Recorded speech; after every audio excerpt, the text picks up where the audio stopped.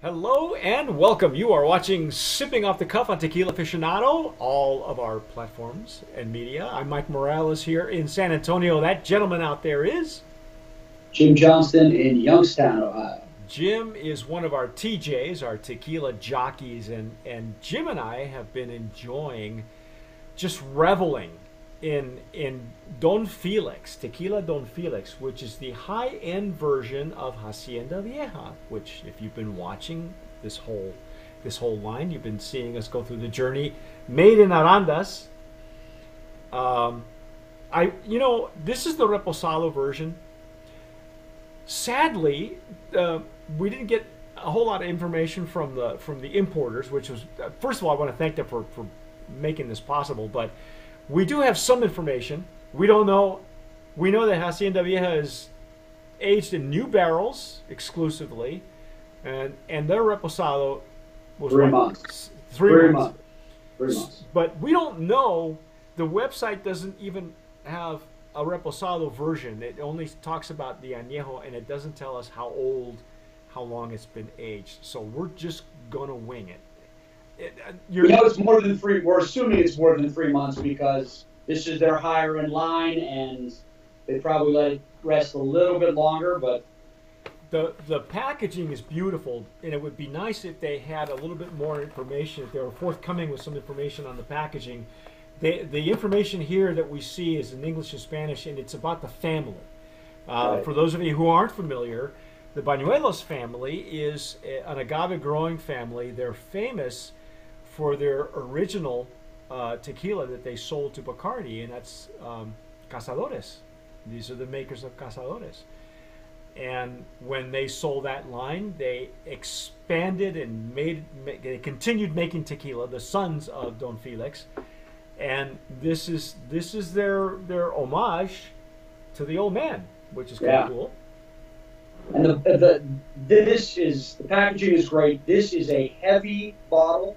It's got a nice leather with their family brand on it, and a token of Don Felix, which again is color coordinated to the variety you're getting. So the red leather wrap here and the brand and the metal for the token are all the same for the Reposado line. And I'm using a Glencairn glass with this one. And Jim, you're using the a whiskey glass. Whiskey tulip. Tulip. Basically a smaller version of the Glencairn on a stem. Okay. So again, the color is Reposado worthy. It's Reposado light. So it's kind of like a golden straw color.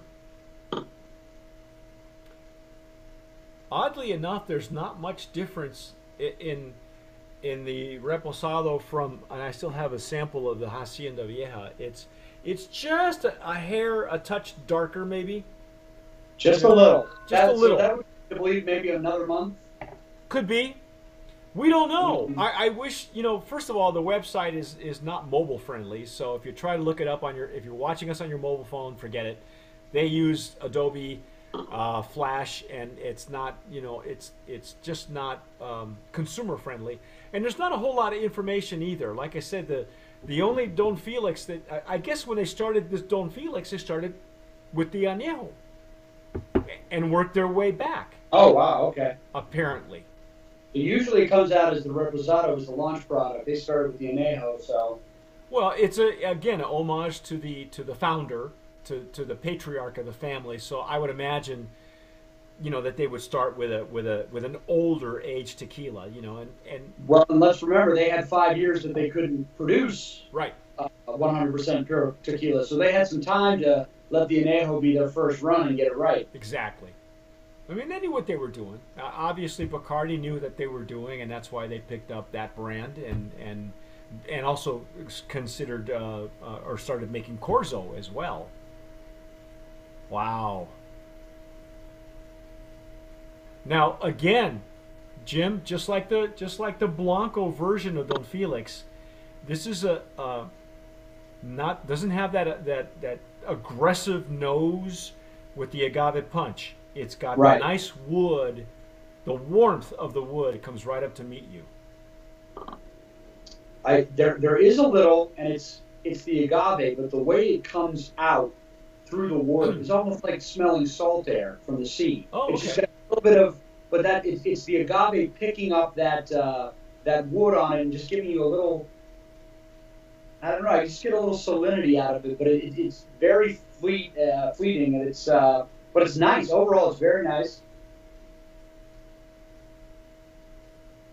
The edges. Still maintain some of the floral note that the Blanco had. It very, very subtle. It is again a toned down version, a much finer version.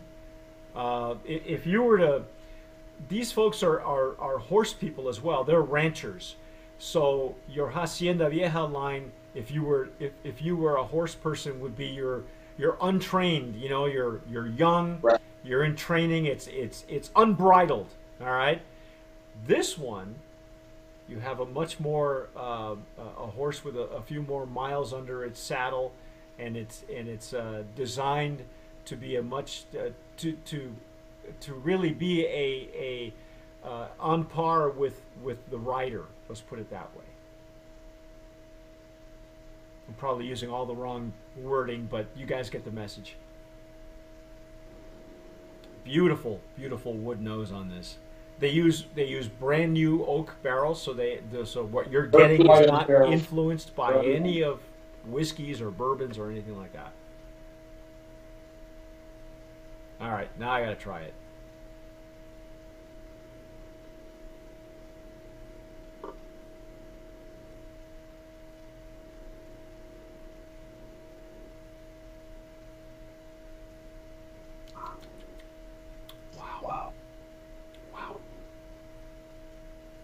That agave presents itself way differently than the Blanco does, in that you taste. There's a little bit more of the agave on this than the Blanco, but the wood kind of amplifies it rather than mellows it out. It's nice. It's warm.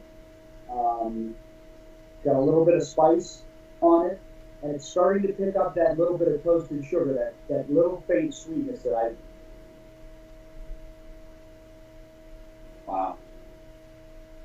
You know, and you get a.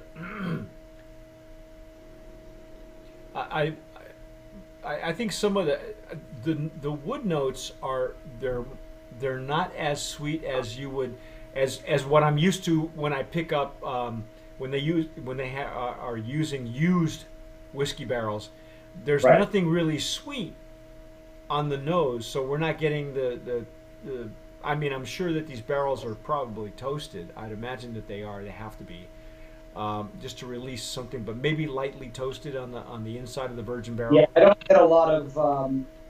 I think the sweetness out of this is the very light floral and citrus that's kind of coming in with the wood, toning it down so that you just get a little of the sugar off of it. But it's really nice, and just like the Blanco with this, after I have a sip, the nose starts to change a little bit and open up, and you catch a little bit more of the subtlety of what's in it. The taste is consistent, but the nose develops. Yes, it's interesting. You really got to spend some time with it to bloom. You know, but it's very consistent. I love the consistency. There's a gradual, consistent. You know. Very traditional in the way that they went about aging their tequilas and the varietals. You know, there's a reliance there. It's really old school, man. It's like, you know, you knew what you were going to get from this family, and it does not disappoint. Let's put it that way. And I think we talked a lot in the other the other parts of this line that. They know agave. They're agave planters. They handle that market. They're picking the best stuff for this. I don't think this is great tequila because of the barrel that they're using or the amount of time they let it rest. They're putting the best pinas in when they're doing this, so they don't have to really change much. And that's why I think that the taste that we get off of this is a lot about what they're growing, and not about. You know, from their value line to their Reposado line, they might not change the barrel much at all. They might let this sit a month or two longer, but it's really letting the character of the agave come through. Well, you know, I always said that. Again, I fall back on the horse. Yeah, I'm not the. It's been a while since I've been on a horse. I used to raise them years and years ago, and I remember having a Tennessee Walker, and I was a city kid, you know, born and raised in Southern California. So when I finally got on a horse, thankfully it was a Tennessee Walker. And if you're familiar with what that horse does, that horse has a gait where it paddles out, and it's very smooth. It's a plantation horse, and some of the horses that you see. Arandas, the Highlands, is famous for rodeos and horsemen and cowboys. And if you have a good horse, it doesn't matter how bad a horseman you are, you look like a good horseman. And they start with a great Blanco, is like starting out with a great horse. And you know, you can take any of these to a party as a gift and present it to somebody, and you are a hero. You're like, oh my God, you're a connoisseur.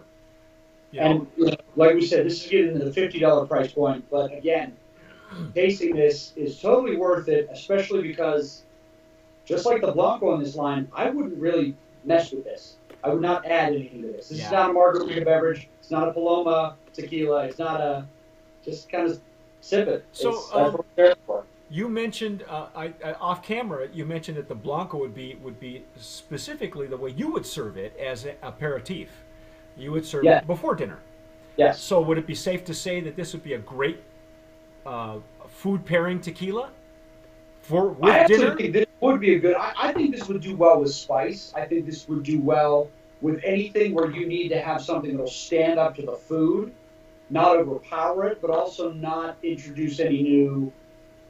You know, if you're pairing wine with things, you don't want the wine to be overpowered. You don't want the wine to overpower the food. I think this would handle a lot of spice. I think it would handle a lot of grilled meat, barbecue. It would do very well because it would be complementary flavors. But it's not going to kill anything. It's not going to let itself be, thrown under the bus. It's really well balanced like the Blanco was, and don't put anything in it. There you go. Jim Johnson has spoken. For what it's worth, that's my opinion. Just sip it as it is, but it's. That's why we pay you pay you the big bucks, man. To tell us. I tell you what, keep sending these, and this is great. I do want to thank that Staller Imports who made this happen. These are the folks that handle the importation for Hacienda Vieja, and also for the Don Felix line. Staller Imports, thank you so much for making this happen, for reaching out. We really, really appreciate that, because this is a beauty, eh? Well done once again to the Bañuelos family. Yes, congratulations again. Kudos to them. That is our take on Don Felix and the Bañuelos family. I'm Mike Morales here on Sipping Off the Cuff, and in San Antonio, that young man out there is Jim Johnston in Youngstown, Ohio. Don't forget, whatever you're listening to us, from the dulcet tones of our voice, or if you're watching us on YouTube, don't forget to subscribe, okay? So you don't miss a beat. But whatever you do, tomar sabiamente.